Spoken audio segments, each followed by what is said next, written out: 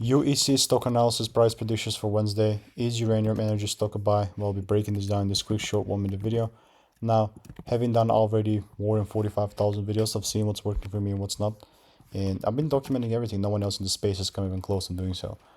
As we're sitting at $9.60.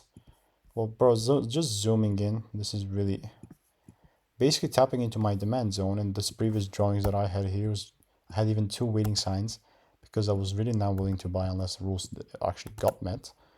And I'm actually still entering with the same exact freaking idea there. Yes, I got this. Let's check if I have any previous receipts. UEC.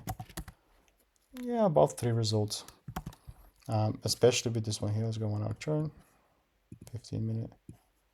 Well, yeah, this is sick. Definitely try the long side. Maybe if there's a break above 978. But without that, then just me randomly assuming it's not going to be happening, right? So I'm very like risk averse, and I would just only stick to my rules that I've already refined over 45,000 videos. But if you want to stay tuned and get free sauce, emails, and all that good jazz, click the first link in the description. See you in the next one.